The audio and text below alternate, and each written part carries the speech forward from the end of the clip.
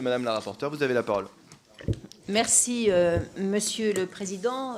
Merci, mes chers collègues, de résister encore quelques heures à ce travail que nous vous proposons. Le sujet est assez proche de celui qui a été excellemment défendu par Isabelle Santiago, ma collègue. Il diffère par la procédure, puisqu'il s'agit d'une procédure de législation en commission, appelée CLEC, qui permet... non, c'est Hervé. Et donc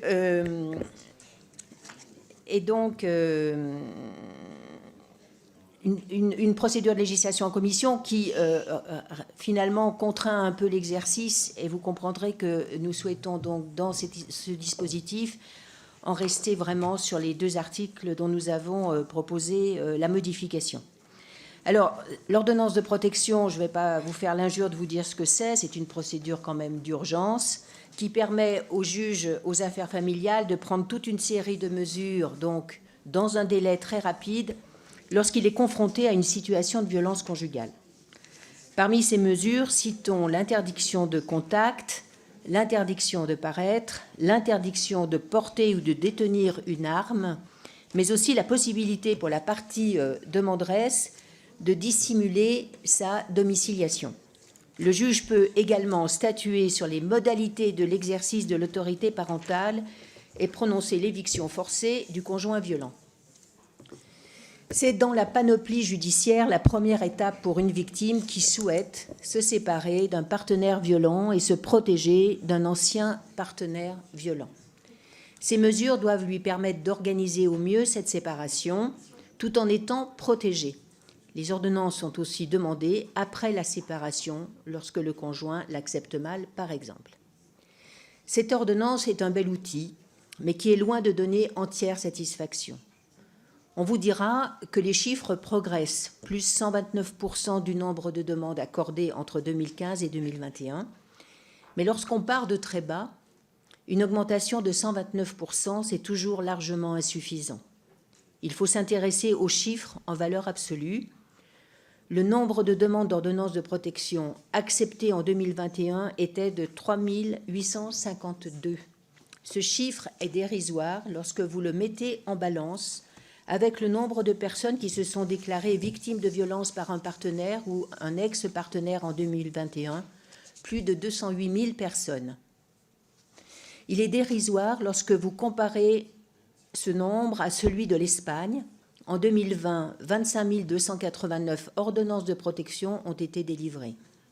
Enfin, il est dérisoire lorsqu'on reprend les chiffres de l'année 2021, 122 femmes tuées par leur conjoint ou ex-conjoint, 684 victimes ayant tenté de se suicider ou s'étant suicidées suite au harcèlement de leur ex-partenaire. Et enfin, 190 tentatives de féminicide. Alors, pour reprendre les mots d'Ernestine Renet, présidente de l'Observatoire des violences faites aux femmes en Seine-Saint-Denis, alors, ce n'est pas une femme qui meurt sous les coups tous les 3 jours, mais bien 3 victimes, tous les jours, qui sont aux portes de la mort ou la franchissent. C'est ce constat qui m'a conduit à déposer cette proposition de loi qui modifie un peu les conditions de délivrance de l'ordonnance de protection, ou plutôt qui facilite le travail du juge et l'éclaire sur l'appréciation qu'il doit porter sur ces violences. Alors, l'article 1er reprend en réalité, je cite toujours mes sources, une préconisation du Comité national de l'ordonnance de protection, le CNOP. Vous savez que ce CNOP a été instauré par la ministre de la Justice, Nicole Belloubet, en 2020 pour augmenter le nombre de demandes d'ordonnance et le nombre d'ordonnances de protection délivrées, nombre de demandes et nombre d'ordonnances de protection délivrées, et pour suivre au fil de l'eau, finalement, les difficultés, les obstacles qui sont là pour expliquer la faiblesse du nombre d'ordonnances de protection.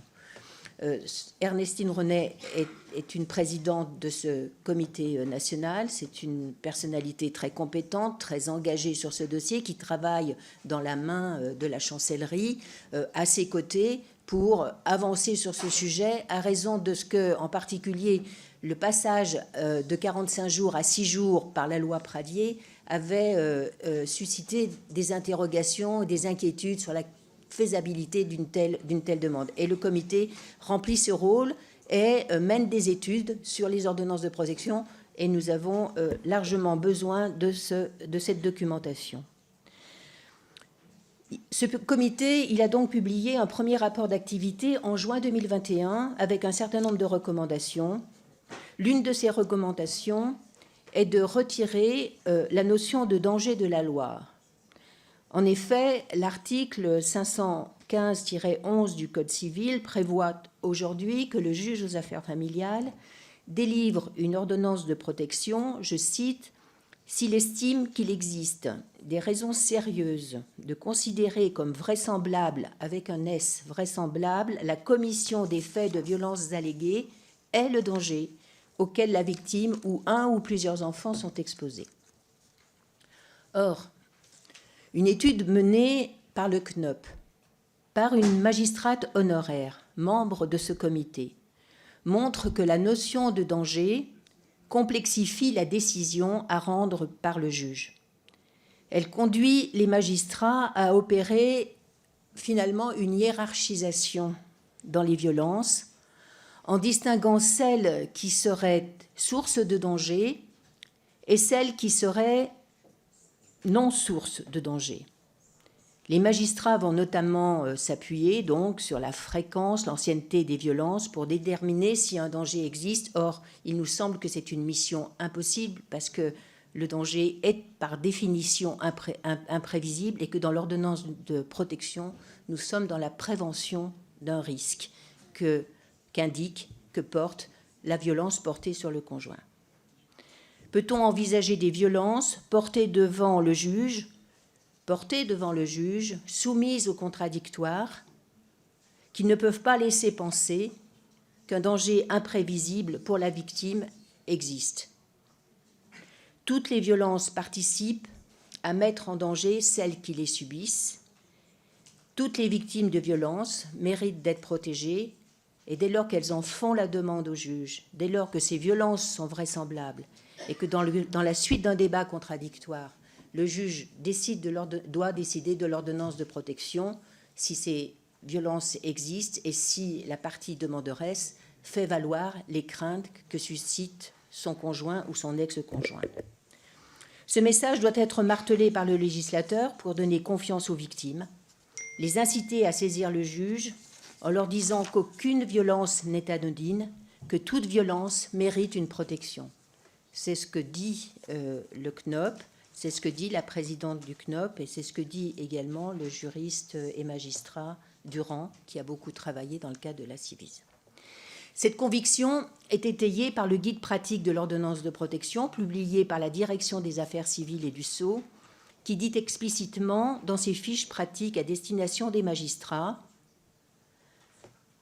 je cite, « la violence vraisemblable, c'est-à-dire identifiée comme vraisemblable, et là, le S a été supprimé, constitue un danger en tant que tel. » Ce n'est pas le danger qui doit être vraisemblable, c'est la violence qui doit être vraisemblable, et le danger est constitutif de cette violence qui est portée devant le juge. Alors, j'ai longuement échangé avec la présidente du Comité national d'ordonnance de protection, Ernestine Renet, et je suis convaincue du bien fondé de cette préconisation. En conséquence, l'article 1er retire de l'article 515-11 du Code civil la notion de danger, considérant qu'elle est en réalité inhérente ou consubstantielle, si vous voulez, à la reconnaissance de violences vraisemblables portées devant le juge.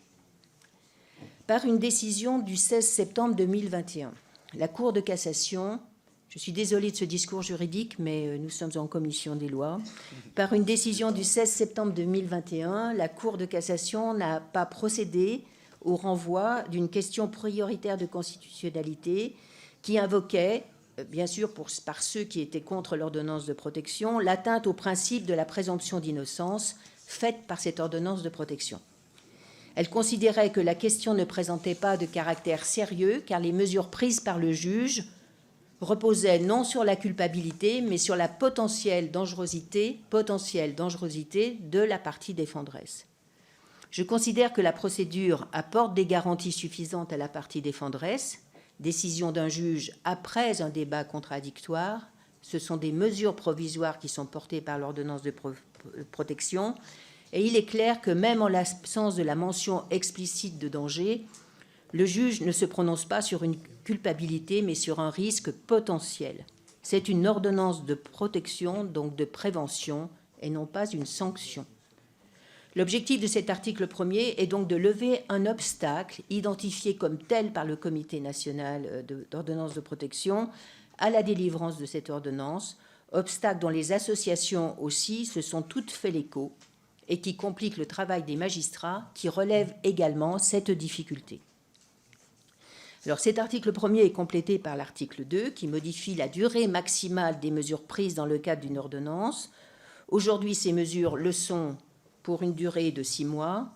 L'article 2, qui reprend une proposition faite par la ministre Laurence Rossignol au Sénat, et là encore, je tiens à citer mes sources, allonge ces délais à 1 an. J'avais déposé un amendement en ce sens dans le cadre de la loi LOPMI, et à juste titre, on avait considéré que c'était un cavalier législatif. C'est toi qui l'avais fait. Mais je reviens. Cela part d'une conviction, c'est que 6 mois, c'est très court pour organiser une séparation et repartir sur de nouvelles bases. Il est intéressant de laisser, en fait, ce qui a été dit ici dans vos rangs à plusieurs reprises, une plus grande marge de manœuvre au juge et de lui laisser la possibilité, lorsqu'il estime que cela est nécessaire, de prendre des mesures pour une année entière. Mon souci, c'est, vous l'avez compris, de faciliter l'office du juge. Alors cette proposition de loi, et c'est important, s'inscrit dans la lignée des propositions de loi précédentes. C'est la raison pour laquelle nous proposons une procédure dite de PLEC. Et je veux saluer ici le travail de mes collègues sur ce sujet. La proposition de loi d'Aurélien Pradié de 2019 a permis de grandes avancées, notamment en ce qui concerne l'ordonnance de protection. C'est cette loi qui a encadré les délais de délivrance de l'ordonnance en les passant à 6 jours. C'est également cette loi qui a inscrit noir sur blanc que le dépôt d'une plainte préalable n'était pas nécessaire pour délivrer une ordonnance, après avoir constaté dans les juridictions que la pratique différait de l'esprit de la loi. Je citerai aussi la loi du 20 juillet 2020, qui a également permis des avancées, portées par Guillaume Gouffier-Cha, notamment en matière de levée du secret médical pour les victimes de violences conjugales et de reconnaissance du suicide forcé comme une circonstance aggravante. Alors, je dirais en conclusion que je ne veux en aucun cas que le législateur force la main du juge, mais il doit le guider. Ce débat est essentiel pour convaincre les magistrats de la nécessité de délivrer les ordonnances de protection demandées très souvent par des femmes victimes de violences, et qu'il faut aussi, c'est le fil que nous tirons dans ce texte, faire confiance aux juges pour apprécier la situation et prendre les mesures adaptées. Je vous remercie. Merci, monsieur.